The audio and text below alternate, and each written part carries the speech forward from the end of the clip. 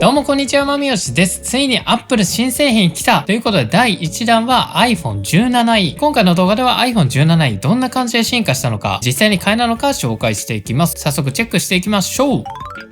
iPhone 17i できること満タン、嬉しさ満タンということで、ざっと見たんですけども、めちゃめちゃ買いな端末になってると思います。まずね、ここで見てわかる通り、iPhone 16i の時はブラックとホワイトのみだったんですけども、今回ピンクの新色が出ました。なので今回3色展開になっています。で、そして価格に関しては 99,800 円からということで、今まで通り iPhone 16i と据え置きの価格になってます。この辺も嬉しい。で、予約注文に関しては3月4日の午後11時15分からめっちゃ微妙な時間帯から、で、3月11日発売になっています。で、主な特徴を見ていくと、まずディスプレイがセラミックシールド2になって丈夫になりました。で、iPhone 16i はマグセーフついてなかったんですけども、今回待望のマグセーフに対応しました。で、今回ポートレートに関しても次世代のポートレートになってちょっと進化してるっぽい。で、今回ね、嬉しいのがストレージは 256GB から、今までの 16i は 128GB からだったので、容量が2倍になって実質値下げになっています。で、そしてチップに関しては最新世代の A19 チップ、こちら iPhone 17と一緒のチップを搭載しています。なので、ゲームとかに関してもかなり快適に遊べると思います。で、あとこれあれかな、USB-C 接続にも対応ってなってるから、もしかしたらこれ映像出力もできるのかな。ちょっと後で詳細のスペック見ていきましょう。で、ピンクに関してはね、これ12とか13のピンクあたりと一緒だと思います。で、今回ね、ちょっと残念なのがこれノッチじゃなくてダイナミックアイランドになるんじゃないかみたいな言われてたんですけど、それはなんなかったですね。16i と 17i、見た目っていうのはほぼほぼ変わりません。USB-C コネクタ無理っぽいな。USB-C コネクタ搭載してるので、充電したり Apple 製デバイスや様々なアクセサリーを接続することもできます。映像出力はできなさそう。ただイヤホンとかマイクとか接続することはできるので、結構便利ですね。今までの iPhone 11とかそういったライトニング端子の iPhone 使ってる人からの乗り換えのためにこれ USB-C コネクタって書いてるのかもしれないです。で、マグセーフ対応で最大 15W ですね。ワット数は 15W。最新の 25W には対応していません。ただ 16i 7.5W だったので、それから比べるとかなり使いやすくなったと思います。で、今ね、最大 15W のマグセーフとか Qi2 の充電器に関しては 25W が出たことによって安くなってるので、結構ね、コスパよくアクセサリーを揃えたいっていう人にも今回の iPhone 17i かなりいいと思います。で、ディスプレイに関しては特に変わんないかな。反射防止コーティングがちょっと変わったのかもしれない。Face ID、アクションボタン一緒で、カラーはピンクが追加されました。で、充電速度に関しては 20W 以上の電源アダプターを使用で 50% の充電を30分って書いてあるので、最近のね、iPhone35W とか対応してるんですけども、そこまではいかずに、約 20W の充電になっています。で、買い替え世代に関しては iPhone11 とか12あたりをターゲットとしてますね。SE3 から比べると11時間長いビデオ再生、12から比べても9時間長い。バッテリー性能はかなりいいと思います。で、iPhone 17i は eSIM が内蔵されているので、物理的な SIM カードは必要はありません。物理的な SIM には対応していませんって書いてあるので、必ず eSIM にする必要があります。で、eSIM に関しては、実際ね、しばらく iPhone 17で使ってみた結果、端末を変えることがある人っていうのはちょっと微妙かも。ちょっとめんどくさかったりする時がありますね。楽天優待 SIM とか、あとはね、iPhone 同士はね、この eSIM の転送っていうのは Face ID 認証すればすぐに移行できるんですけども、Android から iPhone への移行っていうのが一回一回再発行しないので、そういったところはね、eSIM めんどくさいなって感じるポイントです。ただ普通の人がそこまでめんどくさいなって感じるほどではないかな。ね、よくスマホ変える人とか、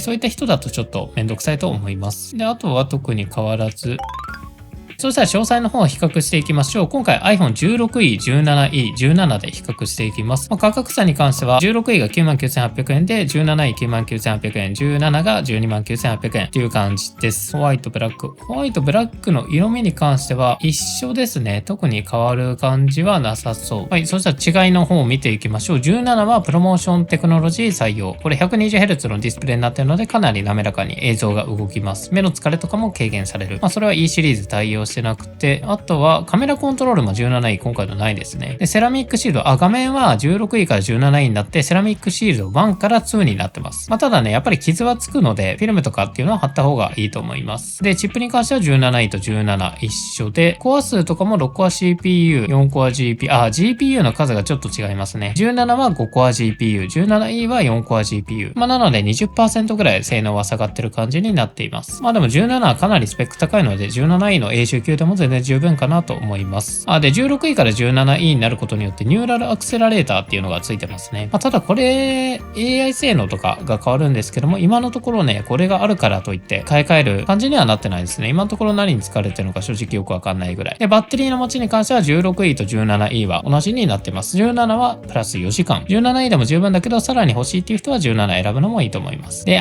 センターフレーム非対応なんだ今回。そう、iPhone 17からセンターフレームフロントカメラって言って、画角が広くなって、あとは縦横切り替えできたり、結構便利になったんですけども、それは17位非対応ですね。よく自撮りをするとか、インカメ対応する画角を広くしたいっていう人は17選んだ方がいいと思います。で、外カメに関しては、なんかこれ 2-in-1 のカメラシステム、フュージョンカメラシステム。なんかちょっと変わってるな。何が違うんだろう。ワイヤレス充電は 7.5W の遅延から 15W のマグセーフに対応。で、iPhone 17は 25W のマグセーフに対応しています。で、価格に関しては512で合わせると、これでも3万円の差ですね。もともとね、これ 128GB で 99,800 円になってたので、iPhone 17E は実質値下げ。で、ディスプレイとかは特に変わらず、で、画面サイズは iPhone 17が 0.2 インチ大きくなっています。輝度に関しては 17E は800ニット、17は1000ニット。この iPhone 17に関してはピーク輝度3000ニット。これ外で使うと3000ニットめちゃめちゃ明るくなるので、外でよく使うっていう人は 17E じゃなくて17を買った方がいいと思います。あと最小輝度1ニットに関してはこれホワイトポイントを下げるってやつ使うことによってあんまりね、なくてもいいかなっていう感じだったので、これはあんま気にしなくてもいいかもしれないです。重さに関しては16位から17位 2g 重くなってますね。17と比べると 8g 軽くなっています。大きさに関しては16位と17位一緒ですね。で、カメラね、何が変わったんだろうな。2-in-1 48メガフュージョン。これか。フォーカス機能と被写界深度コントロールが使える次世代のポートレート。フォーカス機能。ピントの位置は後から変えられる。これ16位できなかったの。もしかしたらあれかな。iPhone 17E から人以外にも対応してるのかも。そこの 16E はね、確かポートレートモード、人にしか使えなくて、物には使えなかったんだけど、17E で多分使えるようになってるんじゃないかなと思います。この辺に関しては実機で検証してみます。で、充電速度に関しては、E シリーズは30分で 50%、iPhone 17は20分で 50%。1.5 倍ぐらい違うのか、やっぱり。これが 20W で、こっちが30W から 35W って感じなので、1.5 倍ぐらい速度が変わる感じですね。僕最近ね、Qi 充電を久しぶりに使って 15W めっちゃ遅いなって感じたので、こういった 30W とか対応してるモデルから変えるのはちょっと充電遅いなって感じるかと思います。でも昔の iPhone から買い替えるんであれば全然問題なし。で、気になるネットワークの規格に関しては Wi-Fi は、Wi-Fi 6E 対応してなくて Wi-Fi 6までですね。ここはちょっと残念ポイント。Wi-Fi 6E ぐらい対応してほしかったな。Bluetooth は 5.3。Bluetooth 6で特になんか変わったとかもあんまり感じないので、これはいいかな。で、交代域チップっていうのは非対応になってます。ただこの交代域チップ日本ではなんかあんまり使えてないような感じはしますね。AirTag のあるといい。で、スレッドは非対応。これはなんかスマートフォンのやつらしいです。特に今のところ使ってはないです。で、GPS 性能が iPhone 17の方が強い。でもこれもあんまり変わんないのかな。正直使っててね、めっちゃ変わるって思ったことはないです。で、SIM に関してはナノ SIM スロットが今回なくなって eSIM が2つになっています。という感じですね。